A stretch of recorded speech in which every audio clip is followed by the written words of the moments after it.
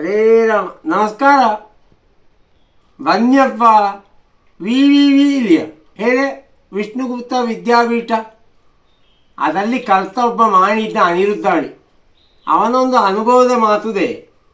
ಈ ಸ್ವರ್ಣಪಾದುಕೆಯ ಸವಾರಿ ಬಗ್ಗೆದೇ ವಿವಿಯ ಬಗ್ಗೆ ಆಚಾರ ವಿಚಾರ ಭಟ್ರು ಒಂದು ಮಾತು ಹೇಳಿದ್ದೆವು. ಅದನ್ನು ಸಂಪೂರ್ಣ ಕೇಳಿದ್ದೆ. ನಿಂಗಗೂ ಅಂದರೆ ಕೇಳಿಸಿರಿ ಅಂತಲೇ ಆಯಿತು. ಇದೊಂದು 10 ನಿಮಿಷ ಇದ್ದು ಪೂರ್ತಿ ಕೇಳಿ ಮತ್ತೆ ನೋಡಿ ಅದರ ಅನುಭವ ಏನಕ್ಕೆ ಅಂದರೆ ಹೇಳಕ್ಕೆ ನಿಂಗೆ. ಶ್ರೀಮದ್ ಜಗದ್ಗುರು ಶಂಕರಾಚಾರ್ಯ ಶ್ರೀಮದ್ ರಾಘವೇಶ್ವರ ಭಾರತಿ ಮಹಾಸ್ವಾಮಿಗಳವರು ಹಾಗೂ ಅವರ ಮಹತ್ ಸಂಕಲ್ಪದಂತೆ ಎಲ್ಲ ಯತೀಶ್ವರರ ಸಾನ್ನಿಧ್ಯವನ್ನು ಹೊತ್ತು ಬಂದಿರತಕ್ಕಂಥ ಸ್ವರ್ಣಪಾದುಕೆ ಅಡಿದಾವರುಗಳಿಗೆ ವಂದಿಸಿ ಕರ್ತವ್ಯವಾಗಿ ಒಂದೆರಡು ಮಾತುಗಳನ್ನು ಆಡಬೇಕಾಗಿದ್ದಿದೆ. ಈ ಸಂಚಾರ ವಿಷ್ಣುಗುಪ್ತದ ಸಂಚಲನಕ್ಕಾಗಿ ಇರೋದಾಗಿದ್ದರಿಂದ ಅದರ ಬಗ್ಗೆ ಒಂದೆರಡು ಮಾತುಗಳನ್ನು ಆಡಬೇಕಾಗಿದ್ದಿದೆ. ನಮ್ಮೊಂದಿಗೆ ವಿಷ್ಣುಗುಪ್ತ ವಿಶ್ವವಿದ್ಯಾಪೀಠದ ಪ್ರಧಾನ ಕಾರ್ಯದರ್ಶಿಗಳಾದ ಪೆದಮಲೆ ನಾಗರಾಜ್ ಭಟ್ರಿದ್ದಾರೆ. ಅವರು ಎರಡು ಮಾತುಗಳನ್ನು ಆಡಬೇಕು ಅಂತ ಕೇಳ್ತಾರೆ. ಪರಮ ಪೂಜ್ಯ ಶ್ರೀಮದ್ ಜಗದ್ಗುರು ಶಂಕರಾಚಾರ್ಯ ಶ್ರೀ ಶ್ರೀ ರಾಘವೇಶ್ವರ ಭಾರತಿ ಮಹಾಸ್ವಾಮಿಗಳವರ ಮನಸ್ಸ ಸ್ಮರಿಸುತ್ತಾ ಗುರು ಪರಂಪರೆಯ ಪಾದುಕೆಗೂ ಸನ್ನಿಧಾನಕ್ಕೆ ನಮಸ್ಕಾರ ಮಾಡುತ್ತಾ ವಿವಿಯ ಬಗ್ಗೆ ಒಂದೆರಡು ಮಾತು. ಗುರುಗಳ ಪ್ರಧಾನವಂತ ಎರಡು ಪೀಠಾರೋಹಣ ಸಂದರ್ಭ ಮಾಡಿದಂಥ ಎರಡು ಸಂಕಲ್ಪ, ಒಂದು ಸೇವಾರ್ಥ, ಇನ್ನೊಂದು ಜ್ಞಾನಾರ್ಥ. ಸೇವಾರ್ಥ ನಾವು ಗೊತ್ತಿದ್ದಂಗೆ ಕಾಮದುಗ ಯೋಜನೆ, ಗೋಶಾಲಗ, ಗೋಸರ್ಗಲ್ಲಿಗೆ ಅಪ್ಪಲ್ಲಿಗೆ ಅದು ಸಾಕಾರಗೊಂಡಿದೆ. ಇನ್ನೊಂದು ಇಪ್ಪಂಥದ್ದು ಜ್ಞಾನಾರ್ಥ, ತಕ್ಷಶಿಲಾ ಮಾದರಿಯ ವಿಶ್ವವಿದ್ಯಾಪೀಠ ಇಟ್ಕೊಳ್ಳಿ ಗುರುಗ ಸಂಕಲ್ಪ ಮಾಡಿತಿದ್ದೆವು. ಅದು ಅಶೋಕಿಲಿ ಈಗ ನಮಗೆ ಸಾಕಾರಗೊಳ್ತಾ ಇದೆ. ಶಂಕರಾಚಾರ್ಯ ಶ್ರೀ ಶ್ರೀ ರಾಘವೇಶ್ವರ ಭಾರತಿ ಮಹಾಸ್ವಾಮಿಗಳನ್ನು ಮನಸ್ಸಾ ಸ್ಮರಿಸುತ್ತಾ ವಿ ವಿ ವಿ ವಿಶಾಲ ವಿಚಾರ ವಿಕಾಸ ಅಥವಾ ವಿಷ್ಣುಗುಪ್ತ ವಿಶ್ವವಿದ್ಯಾಪೀಠ ಅಂತ ನಾವು ಕೇಳಿದ್ದೇವೆ. 2020 ಕೊರೋನಾದ ಒಂದು ಕೊನೆಯ ಹಂತದಲ್ಲಿ ನಾನು ಆನ್ಲೈನ್ ಕ್ಲಾಸಿನ ನಂತರ ವಿಷ್ಣುಗುಪ್ತ ವಿಶ್ವವಿದ್ಯಾಪೀಠಕ್ಕೆ ಸೇರಿದ್ದೆ. ಹವ್ಯಕಲೆ ಹೇಳ್ತೆ, ಎಲ್ಲರೂ ಹವ್ಯಕಲೆ ಇದ್ದ ಕಾರಣ ವಿಷ್ಣುಗುಪ್ತಕ್ಕೆ ಸೇರೋದೊಂದು ದೊಡ್ಡ ಆಸೆ ಇತ್ತು. ಗುರುಗಳೊಟ್ಟಿಗೆ ಇಪ್ಪದು ಅದೊಂದು ಭಯಂಕರ ಖುಷಿಯಾದ ಒಂದು. ಗುರುಗಳೊಟ್ಟಿಗೆ ಅಲ್ಲಿಯೇ ವಾಸ ಮಾಡಿ ಇಪ್ಪದು. ಸುರಿಂಗೆ 1 ತಿಂಗಳು ಕಷ್ಟ ಆಯಿತು ಅಂತ ಕೇಳಿದ್ರೆ, ನಮ್ಮ ಊರಿಂದ ಅಲ್ಲಿ ಹೋಗಿ ಸೆಟ್ಟಪ್ಪಲ್ಲಿ ರಜೆ ಹೊತ್ತು ಬೇಕಾಯಿತು. 1 ತಿಂಗಳ ನಂತರದ ಜೀವನ ಇದ್ದಲ್ಲ, ಅದ್ಭುತ ಅದು. ಹಲವಾರು ವಿಷಯಗಳ ಒಂದು ಸಮ್ಮಿಲನ ನಮ್ಮ ಗೋಕರ್ಣಲ್ಲಿ ಸಿಕ್ಕಿದ್ದು.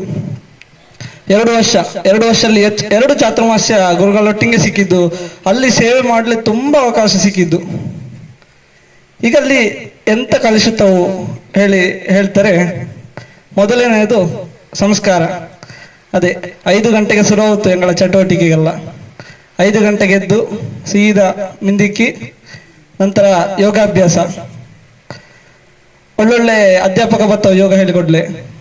ಅವು ಒಂದು ವಾರ ಟ್ರೈನಿಂಗ್ ಕೊಡ್ತವು. ನಂತರ ಎಂಗ ಸೀನಿಯರ್ಸ್ ಎಲ್ಲ ಮುಂದೆ ಮಾಡ್ರೆ ಎಂಗಳ ಜೂನಿಯರ್ಸ್ ಎಲ್ಲ ಒಟ್ಟಿಗೆ ಹಿಂದೆ ಮಾಡಿ, ಅದು ಇಡೀ ವರ್ಷಕ್ಕೆ, ಅದು ಎಕ್ಸಾಮ್ ಇರಲಿ ಎಂತ ಇರಲಿ, ನಿರಂತರವಾಗಿ ಉದಯಪ್ಪಗ 5:30 ಇಂದ 6:30 ಏನೋ, ಈಗ ಟೈಮ್ ಚೇಂಜ್ ಆದಿಕ್ಕು, ಆ ಥರ ಯೋಗ ಆಗ್ತಾ ಇರ್ತು. ಅದು ಮನಸ್ಸಿನ ವಿಕಾಸಕ್ಕೆ ಒಂದು ಅತ್ಯುತ್ತಮ ಮಟ್ಟ. ಹಾಗೆ ನಂತರ ತಿಂಡಿ ಊಟದ ವಿಷಯ ಹೇಳಕ್ಕಾದ್ರೆ ಫಸ್ಟಿಂಗ್ ಹೆಂಗೋಗೆ ಕಷ್ಟ ಆಯ್ತು. ಯಾಕ್ರೆ ಈ ಊರಲ್ಲಿ ಇಪ್ಪೋಕೆ ನಮಗೆ ಅಂದ್ರೆ ಅದು ಕಷ್ಟ ಆಗಿತ್ತು. ಮತ್ತೆ ಒಂದರ ರುಚಿ ಹಿಡಿದರೆ ಇದ್ದಲ್ಲ ಮಠದ ಊಟ, ಅದು ಜೀವನಕ್ಕೆ ಪೂರ್ತಿ ಸಾಕದು. ಹಾಗೆ ಗುರುಗಳ ಒಟ್ಟಿಗಿಪ್ಪ ಅಷ್ಟು ಕಾಲ.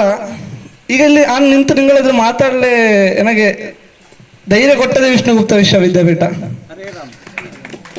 ಇಲ್ಲಿ ಹಿಂಗೆ ಸಭೆಲೆಲ್ಲ ಮಾತಾಡುವಷ್ಟು ಧೈರ್ಯವೇ ಇಲ್ಲ, ಕಾಲೆಲ್ಲ ನಡಗಿಕೊಂಡಿದ್ದು ಮೊದಲು. ಈಗ ಆ ಒಂದು ಭಯವೇ ಇಲ್ಲ. ಎಷ್ಟು ಜನ ಇದ್ದರೂ ಮಾತಾಡುವೆ, ನಾನು ಖಂಡಿತ ಮಾತಾಡುವೆ.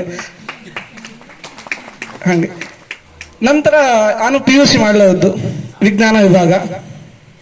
ಅತ್ಯದ್ಭುತ ಲೆಕ್ಚರ್ಗೆ ಸಿಕ್ಕಿದ್ದವು ಹೆಂಗೋಗೆ 2 ವರ್ಷ. ಈಗ ಇಲ್ಲ, ಈಗ ಬೇರೆ ಟೀಚರ್ಸ್ ಬಂದವು, ಯಾವುದೇ ಉತ್ತಮವಾಗಿದ್ದವು. ಹೆಂಗೋಗೆ ಸಿಕ್ಕಿದಂಥವು ಮಾತ್ರ ಅತ್ಯದ್ಭುತ. ಲಾಸ್ಟಿಂಗ್ ಎಕ್ಸಾಮ್ ಇಲ್ಲಿ ಭಯಂಕರ ಕಷ್ಟಪಟ್ಟಿದ್ದೆ. ಹೇಳ್ರೆ ಹೆಂಗೋಗೆ ಓದ್ಲೆಲ್ಲ ಎಡಿಗಾಕೊಂಡಿತ್ತು. ಆ ಟೈಮಲ್ಲಿ ಟೀಚರ್ಗ ಗುರುಗಳ ಒಂದೊಂದು ಮಾತು ಹೇಳಿದ್ದಲ್ಲದ, ಎಕ್ಸಾಮಲ್ಲಿ ಆನೊಂದು ಬ್ರೇಸ್ ಇತ್ತಿದ್ದೆ, ನನಗೆ ಕಷ್ಟ ಹೊತ್ತು PUC ಸೈನ್ಸ್ ತಗೊಂಡದು. ಲಾಸ್ಟ್ ನಿಂಗೆ ಎಡ್ತಿಲ್ಲ ಹೇಳಿ ನಾನು PUCಲಿ ಒಳ್ಳೆ ಮಾರ್ಕ್ ತಗೊಂಡು ತಿರುಗಡೆ ಆಗಿದೆ ಅಲ್ಲಿ ವಿಷ್ಣುಗುಪ್ತಲ್ಲಿ. ಮಂಗಳೂರಲ್ಲಿ 18 ದಿನ ಇತ್ತಿದ್ದೆ ವಿಷ್ಣುಗುಪ್ತದ ಒಂದು ಕೊನೆಯ ಪರೀಕ್ಷೆ ಕಾಲದಲ್ಲಿ. ಇನ್ನೊಂದು ವಿಚಾರ ಹೇಳಕ್ಕಾದ್ರೆ ಕುದುರೆ ಸವಾರಿ ಮಾಡಲೇ ಅದೊಂದು ಕನಸೆ. ಅದಕ್ಕೆ ಹೋದ್ದು ಹೇಳಕ್ಕೆ ಒಂದು ಲೆಕ್ಕಲ್ಲಿ ಕುದುರೆ ಸವಾರಿ ಕಲಿಯಲ್ಲ ಹೇಳಿ 6 ತಿಂಗಳು ಕಳೆದು ಕುದುರೆ ಸವಾರಿ ಇದ್ದತ್ತು. ಅಲ್ಲಿ ಒಂದು ಕುದುರೆ ಬಿಡ್ಲಿ ಒಂದು ಅದ್ಭುತ ಆವತ್ತು. ಈಗ ಸಾಧಾರಣ ಕುದುರೆ ಓಡಿಸುತ್ತೆ ಎಲ್ಲಿಗೆ ಬೇಕಾದ್ರು.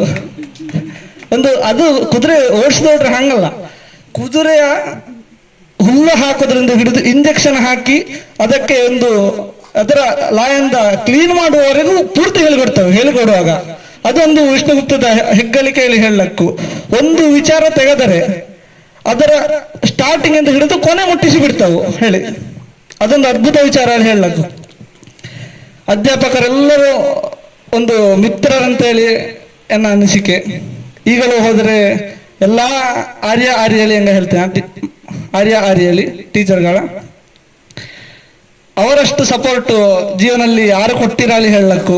ತಂದೆ ತಾಯಿಗಳ ನಂತರ ಅವೇ PUCಲಿ ಒಂದು ಮಕ್ಕ ಪರಿವರ್ತನೆ ಟೈಮು. ಈಗ PUC ಘಟ್ಟ ಆ ಥರ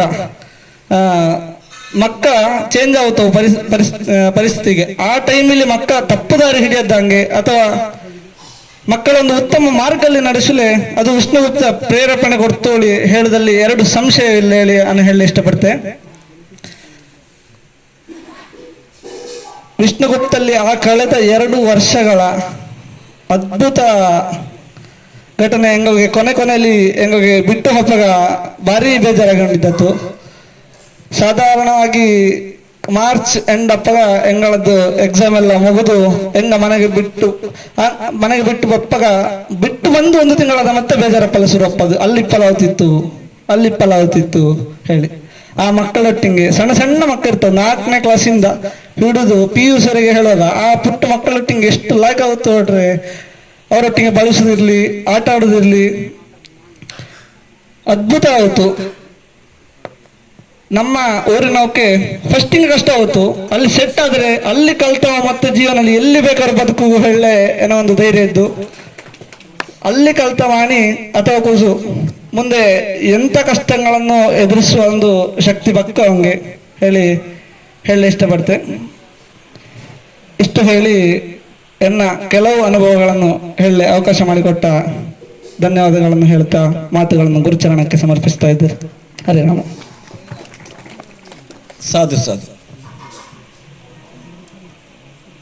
ನೋಡಿ, ತಕ್ಷಣ ಕರೆದು ಮಾತಾಡಬೇಕು ಹೇಳಿದ್ರು ಮಾತಾಡುವಷ್ಟು ಧೈರ್ಯ ಯಾಕೆ ಬಂತು ಅಂದರೆ ಅಲ್ಲಿಯ ಶಿಕ್ಷಣದ ಕ್ರಮ ಆಗಿರುವಂಥದ್ದು. ಯಾರೊಬ್ಬನನ್ನು ಬಿಡದೆ ಪ್ರತಿಯೊಬ್ಬನಲ್ಲಿ ಇರತಕ್ಕಂತಹ ಹಿನ್ನಡೆ ಏನು ಅನ್ನೋದನ್ನು ಗಮನಿಸಿ ಪ್ರತಿಯೊಂದು ಮಗುವಿಗೂ ಏನನ್ನು ತುಂಬಬೇಕು ಅನ್ನೋದನ್ನು ಯೋಚನೆ ಮಾಡಿ ತುಂಬುವ ಕಾರ್ಯ ಅಲ್ಲಿ ನಡೆಯೋದಾಗಿದ್ರಿಂದಲೇ ಈ ಥರದಲ್ಲಿ ಸಾಧ್ಯ ಆಗ್ತದೆ. ನೋಡಿ, 2 ವರ್ಷ ಅವನಿದ್ದಿದ್ದು, 2 ವರ್ಷಕ್ಕೆ ಅವನಿಗೆ ಗುರುಕುಲದ ರುಚಿ ಹೇಗಾಗಿದೆ ಅನ್ನೋದು ಯೋಚನೆ ಮಾಡಿ. ಅದೇ 9 ವರ್ಷ 10 ವರ್ಷ ಒಂದು ವೇಳೆ ಗುರುಕುಲದಲ್ಲಿ ಇದ್ದಿದ್ದರೆ ಹೇಗಾಗ್ಬೋದು ಅಂತ ಯೋಚನೆ ಮಾಡಿ. ಇದು ನನಗೆ ಅನುಭವ ಸಾಕಷ್ಟಿದೆ. 10 ವರ್ಷ ಗುರುಕುಲ ನಡೆಸಿದ ಅನುಭವ ಇದೆ. ಆ 10 ವರ್ಷದ ಎಲ್ಲ ವಿದ್ಯಾರ್ಥಿಗಳು ಇವತ್ತಿಗೂ ಸಹ ಸಂಪರ್ಕದಲ್ಲಿದ್ದಾರೆ. ಎಲ್ಲರೂ ಸಹ ಆ ಗುರುಕುಲದ ಸಮಯವನ್ನು ಮುಂದಕ್ಕೆ ಹೋಗಿ ಅವರು PUC ಮಾಡಿದ್ದಾರೆ, ಡಿಗ್ರಿ ಮಾಡಿದ್ದಾರೆ, ಬೇರೆ ಬೇರೆ ಸ್ಥಾನಕ್ಕೆ ಹೋಗ್ತಾ ಇದ್ದಾರೆ. ಈಗ ಅಂಥ ವಿದ್ಯಾರ್ಥಿಗಳು ಸಹ ಗುರುಕುಲ ಜೀವನವನ್ನು ನೆನಪು ಮಾಡ್ಕೊಳ್ತಾರೆ ಅಂತ. ಯಾಕೆ ಮಾಡ್ಕೊಳ್ತಾರೆ ಅಂತಂದ್ರೆ, ನೋಡಿ, ನೀವು ಗುರುಗಳು ಮಠ ಅಂತಂದ್ರೆ ಇಷ್ಟು ಜನ ಮೊದಲಿಂದ ಯಾರು ಕಾರ್ಯಕರ್ತರಾಗಿ ನೀವೆಲ್ಲ ದುಡ್ದವ್ರು ಇದ್ದೀರೋ ಇವತ್ತಿಗೂ ಮಠ ಅಂತಂದ್ರೆ ನಿಮ್ಗೊಂದು ಸೆಳೆತ ಇದೆ. ಹಾಗೆ ಗುರುಕುಲ ಅಂತಂದ್ರೆ ಆ ಥರದೊಂದು ಸೆಳೆತ ಇದೆ ಅಂತಂದ್ರೆ ಅಲ್ಲೇನೋ ಅವರಿಗೆ ನೆಮ್ಮದಿ ವಿಶೇಷವಾಗಿದ್ದು ಸಿಕ್ಕಿದೆ ಅನ್ನೋದೇ ಅರ್ಥ ಅಂತ ಭಾವಿಸ್ತೇನೆ. ಆದ್ರಿಂದಲೇ ಎಲ್ಲ ಶಿಕ್ಷಣ ಸಂಸ್ಥೆಗಳಿಗಿಂತ ಗುರುಕುಲ ವಿಷ್ಣುಗುಪ್ತ ವಿಶ್ವವಿದ್ಯಾಪೀಠ ಅದು ಭಿನ್ನ, ಅದು ಶ್ರೇಷ್ಠ. ಹರೇ ರಾಮ. ನಾನು ಒಂದೆರಡು ವಿಷಯ ಹೇಳಬೇಕಾಗಿದ್ದಿದೆ. ನೋಡಿ, ನಮಗೆ ಸ್ವಾಭಾವಿಕವಾಗಿ ವಿದ್ಯಾಪೀಠ ವಿಶ್ವವಿದ್ಯಾಪೀಠ ಅಂತಂದ ಕೂಡಲೇ ಹೊರಗಡೆಗೆಲ್ಲ ಇರೋ ಹಾಗೆ ಇಷ್ಟು ಮಕ್ಕಳಿರಬೇಕು, ಮತ್ತು ಇಷ್ಟು ಡಿಪಾರ್ಟ್ಮೆಂಟ್ ಇರಬೇಕು, ಇಷ್ಟು ದೊಡ್ಡ ಕಟ್ಟಡದ ವ್ಯವಸ್ಥೆ ಎಲ್ಲ ಇರಬೇಕು ಅಂತ ಹೀಗೆಲ್ಲ ನಮಗೊಂದು ಕಲ್ಪನೆ ಬರ್ತದೆ. ಅಲ್ಲಿ ಹೋದವರಿಗೆ 100ಕ್ಕೆ 100 ಮಾರ್ಕ್ ಬಂದು ಹೊರಗೆ ಬಂದು ಇಡೀ ಜಗತ್ತಿನಲ್ಲಿ ಅವರಿಗೆ ಮನ್ನಣೆ ಸಿಗಬೇಕು, ಹೀಗೆಲ್ಲ ನಮ್ಮದೊಂದು ಕಲ್ಪನೆ ಇರ್ತದೆ.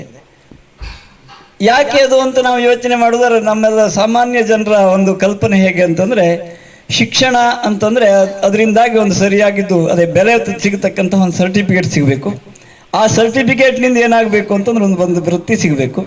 ಆ ವೃತ್ತಿಯಿಂದ ಏನಾಗಬೇಕು ಅಂತಂದರೆ ನಮ್ಮ ಕುಟುಂಬದ ನಿರ್ವಹಣೆ ಆಗಬೇಕು. ಇಲ್ಲ ಅದಕ್ಕಿಂತ ಹೆಚ್ಚಿಂದ ಏನೋ ಅಪೇಕ್ಷೆ ಪಡ್ತೇವೆ ಅಂತಂದರೆ ಒಂದು ಸ್ಥಾನಮಾನ ಸಿಗಬೇಕು ನಮಗೆ ಸಮಾಜದಲ್ಲಿ.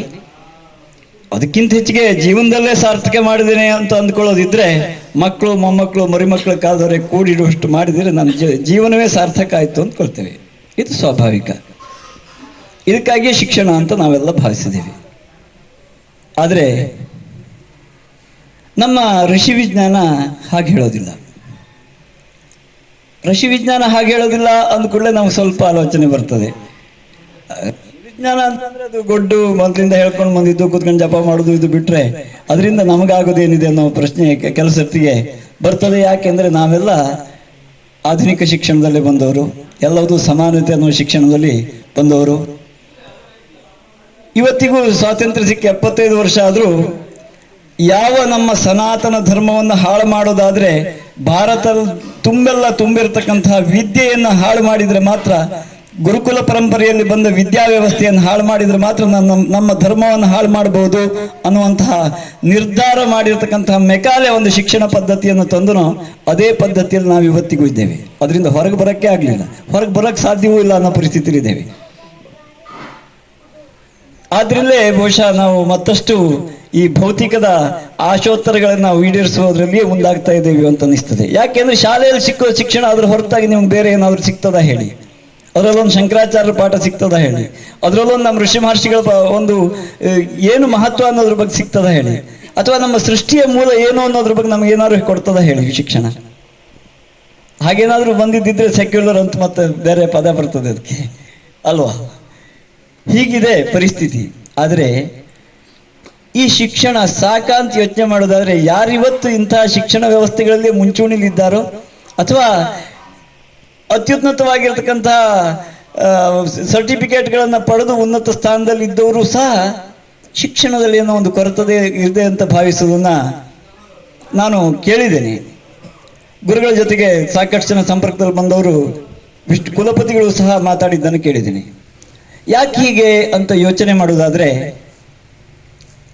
ಯಾವುದು ಪೂರ್ಣತೆಯನ್ನು ತಂದುಕೊಡ್ಬೇಕಾಗಿತ್ತೋ ವಿದ್ಯೆ ಅನ್ನೋದು, ಅದು ಇವತ್ತಿನ ವಿದ್ಯೆಯಲ್ಲಿ ಪೂರ್ತಿ ಇಲ್ವಾ ಅಂತ ಯೋಚನೆ ಮಾಡಬೇಕಾಗಿದ್ದಿದೆ. ಹಾಗಾದ್ರೆ ಯಾವುದು ಸರಿ ತಪ್ಪು ಅಥವಾ ಯಾವುದು ಸರಿ ಅಂತ ಸರಿಯಾದ ಇದನ್ನು ಹೇಳಬೇಕು ಅಂತಂದ್ರೆ ಒಂದು ದೃಷ್ಟಿಕೋನ ಸರಿಯಾಗಿದ್ದವ್ರು ಮಾತ್ರ ಹೇಳಕ್ ಸಾಧ್ಯ ಅಂತ. ಈ ದೃಷ್ಟಿಕೋನ ಅಂತ ಹೇಳುವಾಗ ನನಗೊಂದು ಗುರುಗಳು ಯಾವಾಗಲೂ ಉದ್ಧರಿಸ್ತಕ್ಕಂತಹ ಅವರ ಗುರುಗಳು ರಾಮಭದ್ರಾಚಾರ್ಯರು ಹೇಳಿದ ಕತೆ ನೆನಪಾಗ್ತದೆ. ಒಂದು 4 ಜನ ಕುರುಡರು ಸೇರಿ ಒಂದು ಆನೆಯನ್ನು ನೋಡಕ್ಕೆ ಹೋಗಿದ್ರಂತೆ. ಅವ್ರು ನೋಡಬೇಕು ಅಂತಂದ್ರೆ ಹೇಗೆ ನೋಡಬೇಕು ಅಂದ್ರೆ ಸ್ಪರ್ಶ ಮಾಡಿ ನೋಡ್ಬೇಕು ತಾನೆ. ಒಬ್ಬೊಬ್ಬರು ಒಂದೊಂದು ಕಡೆಯಿಂದ ಹೋಗಿ ನೋಡಿದ್ರು. ಬಾಲ ಮುಟ್ಟಿದವನು ಅದು ಪೊರಕೆ ಎದ್ದಾಗಿದೆ ಅಂತ ಹೇಳಿದಂತೆ, ಕಾಲು ಮುಟ್ಟಿದವನು ಕಂಬ ಇದ್ದಾಗಿದೆ ಅಂತ ಹೇಳಿದಂತೆ, ಸೊಂಡ್ಲು ಮುಟ್ಟಿದವನು ಹಗ್ಗ ಇದ್ದಾಗಿದೆ ಅಂತ ಹೇಳಿದಂತೆ, ಕಿವಿ ಮುಟ್ಟಿದವನು ಮೊರ ಇದ್ದಾಗಿದೆ ಅಂತ ಹೇಳಿದಂತೆ. ತಪ್ಪ ಅಂತ ಕೇಳಿದ್ರೆ ಅವನು ನೋಡಿದ್ದಷ್ಟು ಹೇಳಿದ್ದು ತಪ್ಪ, ಅದಷ್ಟು ಅವನಿಗೆ ಅನಿಸಿದ್ದು ನಿಜವೇ. ಆದರೆ ಆನೆ ಅಂದ್ರೆ ಇಷ್ಟೇನಾ ಅಂತಂದ್ರೆ, ನಾವು ದೃಷ್ಟಿ ಇರುವವರು ಅಥವಾ ಸರಿಯಾಗಿ ಆನೆಯನ್ನು ನೋಡಿದವರು ಏನು ಹೇಳ್ತಾರೆ ಹೇಳಿ? ಯಾರು ಹೇಳಬೇಕು ಆನೆ ಬಗ್ಗೆ ಅಂತಂದ್ರೆ ಅದೇ ಸರಿಯಾದ ದೃಷ್ಟಿ. ಆ ಮೂಲಾಗ್ರವಾಗಿ ಯಾರು ಅರ್ಥ ಮಾಡ್ಕೊಂಡಿದಾರೋ ಅಂತಹ ದೃಷ್ಟಿ ಉಳ್ಳವರು ಹೇಳಿದ್ರೆ ಮಾತ್ರ ಸಾಧ್ಯ ಆಗ್ತದೆ ತಾನೆ. ಹಾಗೆಯೇ ಇವತ್ತಿನ ವಿಜ್ಞಾನಕ್ಕಿಂತ ಋಷಿ ವಿಜ್ಞಾನ ಪೂರ್ಣ ದೃಷ್ಟಿ ಉಳ್ಳದ್ದು ಅಂತ ನಾನು ಹೇಳಬಯಸ್ತೇನೆ. ಯಾಕೆ ಹೇಳ್ತೇನೆ ಅಂತಂದ್ರೆ, ನಮ್ಮ ಸೃಷ್ಟಿಯ ಬಗ್ಗೆ ವಿಜ್ಞಾನ ಇದುವರೆಗೆ ಹೇಳಿದ್ದೇನು ಅಂತ ಒಮ್ಮೆ ಯೋಚನೆ ಮಾಡೋದಾದ್ರೆ, ಒಂದು ಕಾಲಕ್ಕೆ ಅಣುವಿನಿಂದ ಎಲ್ಲ ಸೃಷ್ಟಿ ಆಯಿತು ಅಂತ ಹೇಳ್ತು. ಸ್ವಲ್ಪ ಕಾಲ ಕಳೆಯೋ ಹೊತ್ತಿಗೆ ಅದು ನಿಲ್ಲಿಲ್ಲ.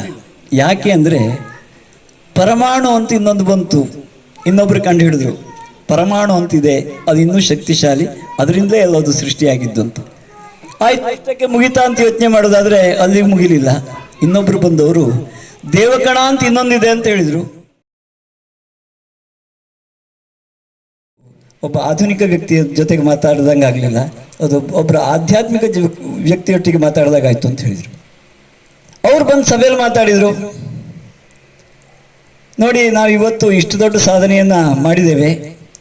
ಪ್ರತಿ ಸತಿಗೆ ನಾವು ರಾಕೆಟ್ ಉಡಾವಣೆ ಮಾಡೋ ಹೊತ್ತಿಗೆ ಭಗವಂತನ ಸ್ಮರಣೆ ಮಾಡ್ತೇವೆ ಅಂತ ಮತ್ತೆ ಹೇಳಿದರು. ಇದೆಲ್ಲ ಸಾಧನೆಗೆ ಈ ಸಂಸ್ಕೃತ ವಾಂಗ್ಮಯಗಳು ನಮಗೆ ಆಶ್ರಯ ಆದವು ಅಂತ.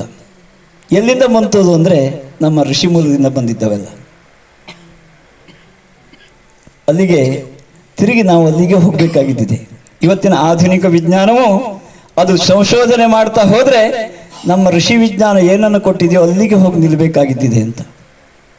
ಆದ್ದರಿಂದಲೇ ನಮ್ಮ ಋಷಿಗಳು ಹೇಳಿದ ನೋಟ, ಅವರು ಕೊಟ್ಟ ದೃಷ್ಟಿ, ಅವರು ಕೊಟ್ಟ ಒಂದೊಂದು ಅನುಭವವೂ ಸಹ ಅತ್ಯಂತ ಸತ್ಯವಾಗಿದ್ದು. ಆದ್ದರಿಂದಲೇ ಅವರು ಕೊಟ್ಟಿರ್ತಕ್ಕಂಥ ವಿದ್ಯೆಗಳು ಸತ್ಯವಾದ ವಿದ್ಯೆಗಳದು.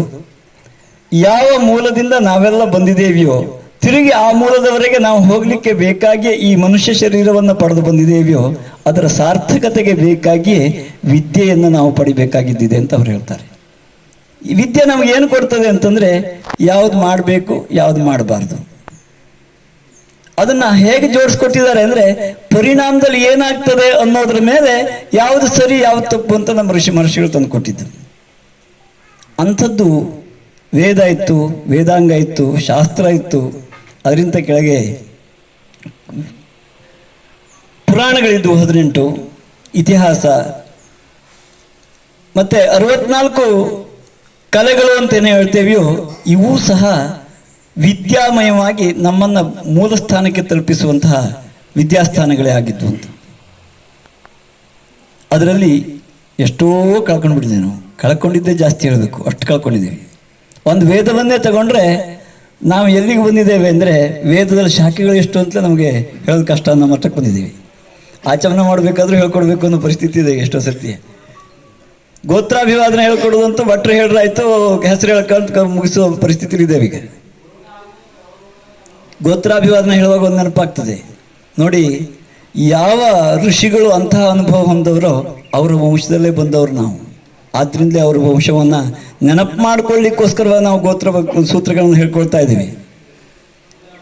ಹೇಗೆ ಅಂದರೆ ನೋಡಿ, ಒಂದು ಟಿ ವಿ ಇದ್ರೆ ಹೇಗೆ ದೂರದರ್ಶನ ನಮಗೆ ಎಲ್ಲೋ ಇರೋದು ಇಲ್ಲಿ ಕಾಣ್ತದೋ,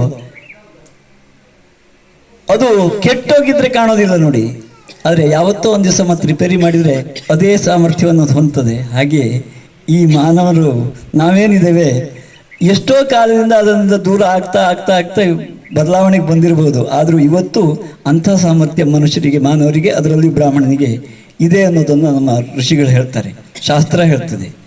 ಆದ್ರಿಂದಲೇ ಆ ಹೆಸರು ಹೇಳಿ ಕರೀತಾರೆ, ಬ್ರಾಹ್ಮಣರು ಅಂತ ಕರೀತಾರೆ. ಇದು ಅರ್ಥ ಏನು ಅಂದರೆ, ತಿರುಗಿ ರಿಪೇರಿ ಮಾಡಿದ್ರೆ ಇವತ್ತು ಕೂತಲ್ಲೇ ಹೇಗೆ ದೂರದರ್ಶನದಲ್ಲಿ ಅಥವಾ ಮೊಬೈಲ್ನಲ್ಲಿ ಕೂತಲ್ಲಿ ಇಡೀ ಜಗತ್ತನ್ನು ನಾವು ಇಲ್ಲಿ ಕೂತಲ್ಲಿ ಯಾವ್ಯಾವುದೋ ವಿಷಯಗಳನ್ನು ತಿಳ್ಕೊಳ್ಳೋಕೆ ಸಾಧ್ಯವೋ, ಅದಕ್ಕಿಂತ ಮುಂದಕ್ಕೆ ಹೋಗಿ ಕಣ್ಣು ಮುಚ್ಚಿ ಕೂತ್ರೆ ಅದಕ್ಕಿಂತ ಮುಂದಿನ ಲೋಕಗಳನ್ನು ಅರ್ಥ ಮಾಡ್ಕೊಳ್ಳೋ ಸಾಮರ್ಥ್ಯ ಈ ಪಿಂಡಾಂಡದಲ್ಲಿದೆ ಅಂತ ನಮ್ಮ ಋಷಿಗಳು ಹೇಳ್ತಾರೆ. ಅಂಥದ್ದೊಂದು ಸೃಷ್ಟಿಯನ್ನು ಭಗವಂತ ಮಾಡಿದ್ದು ಅಂತ. ಫ್ಯಾಕ್ಟ್ರಿಗಳಲ್ಲೆಲ್ಲ ಇರ್ತದೆ ನೋಡಿ, ಇಂಥದ್ದೇ ಕ್ವಾಲಿಟಿ ಬರಬೇಕು ಅಂತಲೇ ಅದಕ್ಕೆ ಎಲ್ಲ ಸೇರುವಿಕೆಯಿಂದ ಇಂಥದ್ದೊಂದು ಕ್ವಾಲಿಟಿ ಬರಬೇಕು ಅಂತ ಇರ್ತದೆ. ಅದು ಮೈ ಸೋಪು ಅಂದ್ರೆ ಮೈ ಸೋಪು, ಬಟ್ಟೆ ಸೋಪು ಅಂದ್ರೆ ಬಟ್ಟೆ ಸೋಪು, ಹಾಗೆ ಬರಬೇಕದು.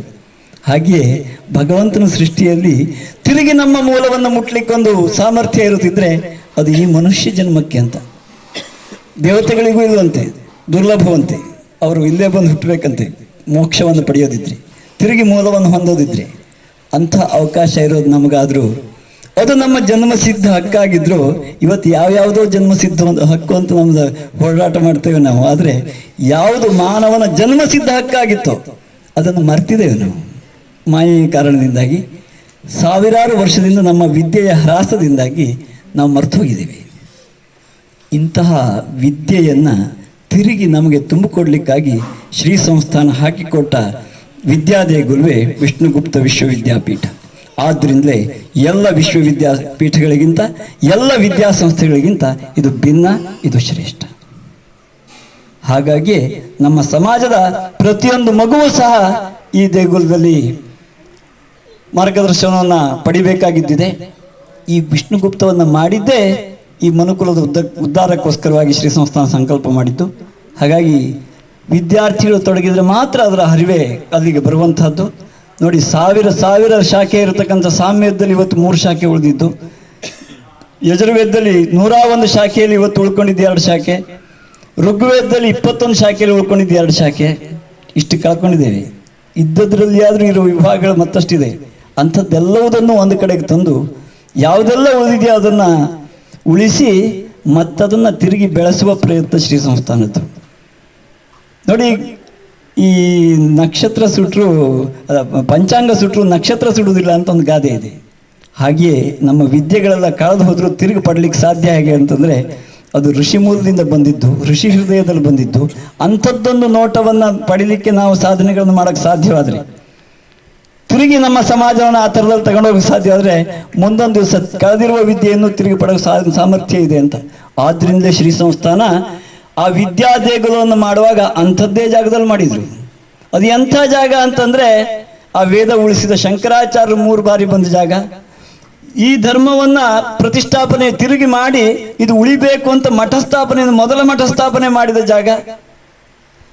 ಯಾರು ಇತ್ತೀಚಿನ ಕಾಲದ ವೇದ ದೃಷ್ಟಾರರಾಗಿರ್ತಕ್ಕಂಥ ದೈವರಾತರು ಬಾಳಿ ಬೆಳಗಿದ ಜಾಗವೋ ಅವರು ಕೊಟ್ಟಿರತಕ್ಕಂತಹ ಒಂದು ಜಾಗವೋ ಅದೇ ಜಾಗದಲ್ಲಿ ಇವತ್ತು ಶ್ರೀ ಸಂಸ್ಥಾನ ಇಂಥ ವಿದ್ಯಾ ದೇಗುಲವನ್ನು ಸ್ಥಾಪನೆ ಮಾಡಿದ್ದಾರೆ. ಯಾಕೆ ಅಂತಂದರೆ, ಒಳ್ಳೆಯ ಕ್ಷೇತ್ರದಲ್ಲಿ ಕ್ಷೇತ್ರ ನೋಡಿ ಬೀಜ ಹಾಕಿದರೆ ಒಳ್ಳೆಯ ಫಲ ಬರ್ತದೆ. ಹಾಗೆಯೇ ಇಂಥ ಫಲಗಳು ಮುಂದಕ್ಕೆ ಬರಬೇಕು ಅನ್ನೋದು ಅವರು ದೂರದೃಷ್ಟಿ ಇದ್ದಿದ್ದರಿಂದ ಅಂಥದ್ದೊಂದು ಜಾಗದಲ್ಲಿ ಶ್ರೀ ಸಂಸ್ಥಾನ ಹುಟ್ಟು ಹಾಕಿದ್ದಾರೆ.